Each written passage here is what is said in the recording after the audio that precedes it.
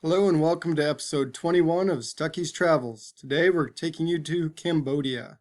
So you'll need your hepatitis A, hepatitis B, typhoid fever shots. You'll also need your passport. And for Cambodia, you're going to need a travel visa. Looks like this.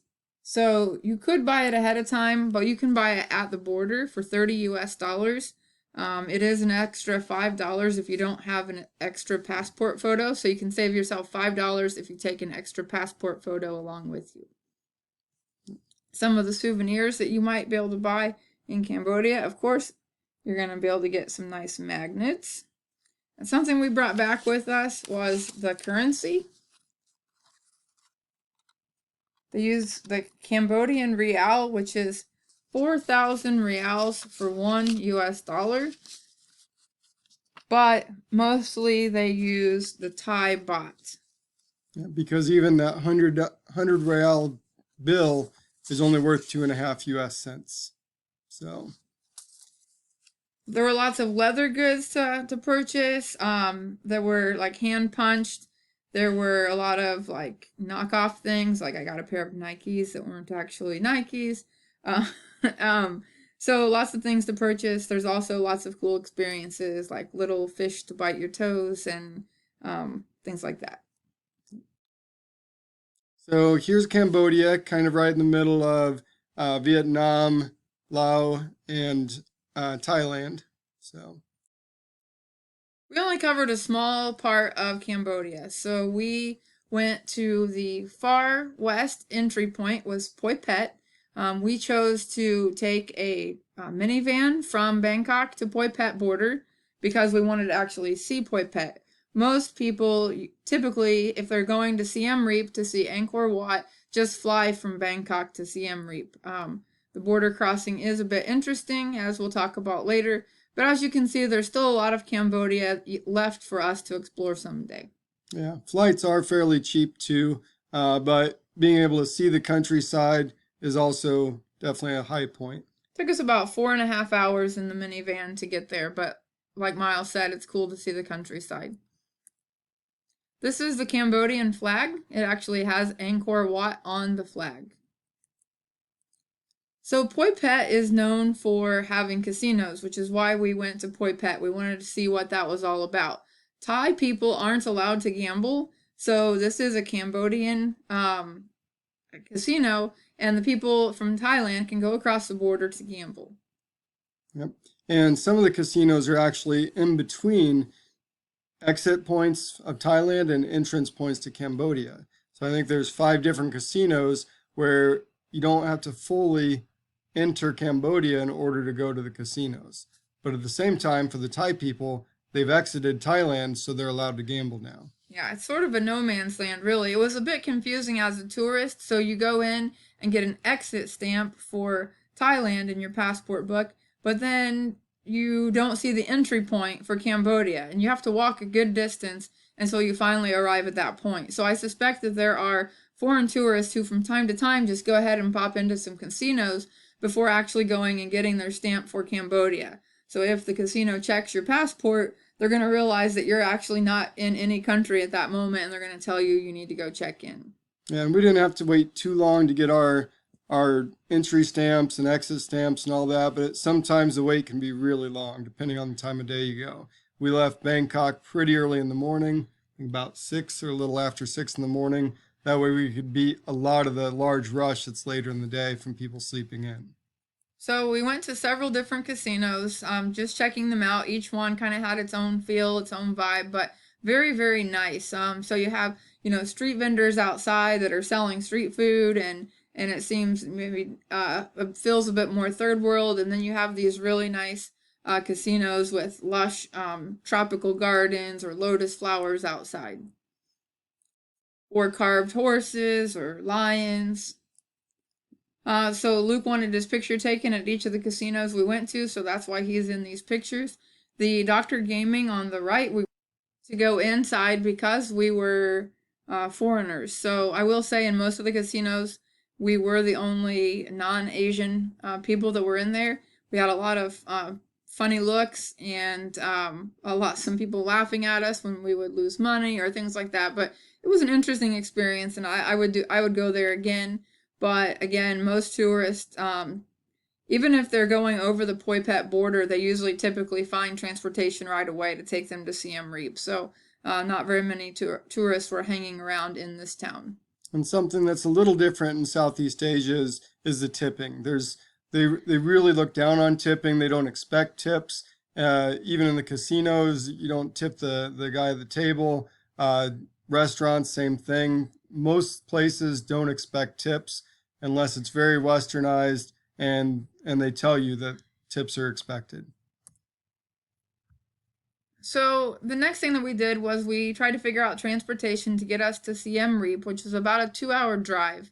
And we were asking about buses. There are some buses, but as it turns out, it was only $40 for a private taxi for the three of us. So when we're splitting it 3 ways, it wasn't a bad deal to just have a taxi with just us, and not having to worry about making any stops or worrying about having to wait for the bus to come. So if you have a small group, I recommend just getting your own private taxi when you're ready to go. But if you're just going straight from the border crossing to Siem Reap, you can probably find a bus. Yeah, but the private taxi was probably a little faster, and it was still about 2.5 hour drive. Mm-hmm. So one of our first stops after we checked in at our Mekong Angkor Palace Hotel, which ranges from $15 to $30 per night to stay, depending on your room type and the time of year. We walked down to Pub Street. Yep. And Pub Street had all sorts of different restaurants and bars and even food stalls. So a lot of street food to choose from. There were a lot of massage places to get a foot massage or a back massage. Just really a lot of people out and about in this area. So the Red Piano we actually ate at, and you can see the food that we had on the right.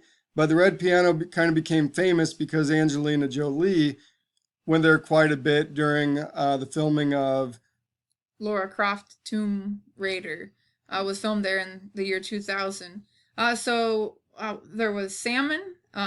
Then next to the pizza, which the pizza tasted very much like our pizza, to the left of the pizza was something called chicken Penang.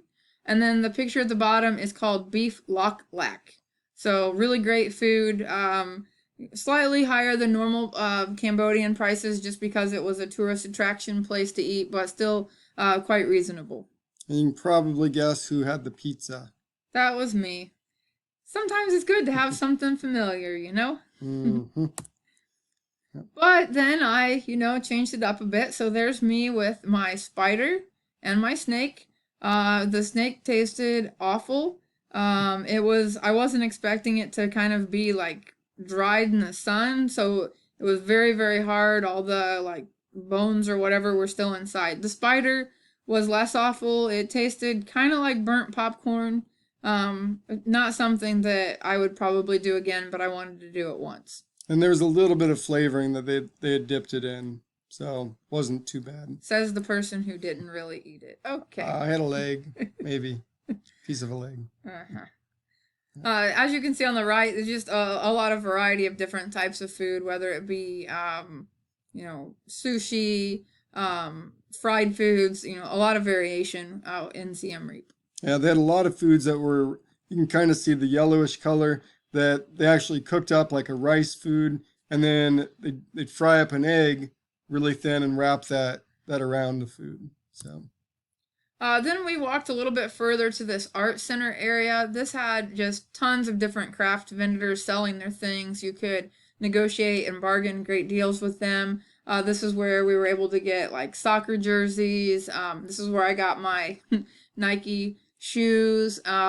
Just a lot of different types of souvenirs here. So then the next morning we got up really early so that we could get to Angkor Wat at sunrise. We'd spent a lot of time trying to figure out how we were going to go about doing a guide. And I don't like to spend money on anything, for those of you who know me. But I'm really glad that we did. So Sovan Se was his name. If you're ever going to go to Angkor Wat, contact us and we'll give you his contact information. He was amazing. It was $70 for all three of us for all day. He picked us up at our hotel at 4 in the morning, and sorry, 4:30 in the morning, and he dropped us off probably around 4:30 in the evening. He had cold water for us. He had frozen like washcloths with soaked in jasmine, so that when you were hot after a temple, you could wipe off with it. So I highly recommend that. You can get a tuk-tuk for like $15 a day.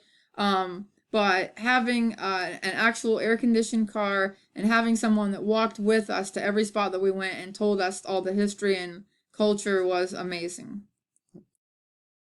So here's Angkor Wat at sunrise. You can see the beautiful sky. It was a great morning for it. And the moat that goes around also. Yeah, it's a 1.5 by 1.3 kilometer rectangle, with an exactly 200-meter wide hand dug moat going around it. And then the Angkor Wat temple itself is in the exact center. So this was built in the 12th century, and how they knew to put it in the exact center, I'll never know, but amazing. Yep. It took 37 years to build, and I think they used 6,000 elephants during that time. They hauled stone from over 60 kilometers away from the mountains. So you can get tickets online for Angkor Wat, or there's a specific location that you go to get them. And the location opened. It was supposed to open at 5 a.m. Our ticket counter actually opened at 4:50 in the morning. It's 37 US dollars for a 1 day pass. They take your picture and put it on the pass, and people will check at all these different temples to make sure that you have the ticket to get in. So the number 37 you'll hear over and over. 37 years to build it, $37 to get in, 37 steps to get from the first layer to the second layer, 37 heavens in the Hindu religion.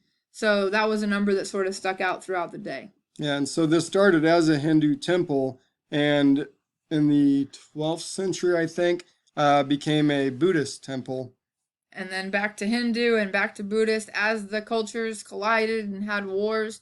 Whoever the winner was would overtake this temple, which is the largest religious monument in the entire world. So this is the first level, and surrounding the entire first level was this wall, and this wall has all sorts of very intricate carvings. Surrounding it, it was 12 to 15 feet tall, and you can see two different types of things here. You can see the monkeys, which showed the good, versus the human-like creatures, which showed evil. So on the left-hand side, you can see a carved lion. These were carved out of a single stone, and there were several of them around the complex. They used as many as 5,000 stone carvers, along with 3,000 ox carts to help move the stone. Just really intricate, and it's amazing to think that these have withstood the test of time, considering they were made in the 12th century. On the right-hand side, the windows have these 7 spindles. So the number 7 was a lucky number even back then. So here you can see just kind of how big the whole complex was. Out past the trees is actually the outside wall, and we're in the middle. And so the back wall behind us is just as far away as that front wall way out past those trees. So it's a massive complex. So in this picture, you can see a library. Only the kings and priests were allowed into the library. Here you can see just some of the Hindu artifacts. And luckily that had remained. A lot of the places you could see the Hindu things scratched out and Buddhist things carved over the top. And then this was one of the pools that the kings or priests would use up at the top level. On the second level, there were 4 pools, one for earth, air, wind, and fire, and there would be a fortune teller there. And all the common people, in order to come and see the priest, would have to use one of those pools. So the fortune teller would tell them which pool to use, they would cleanse themselves, and then proceed to the next level to be able to talk to the priest. So this ends our part 1 of Cambodia. We're going to give part 2 in the next one. So thanks a lot. Stay tuned. Make sure you look at part 2.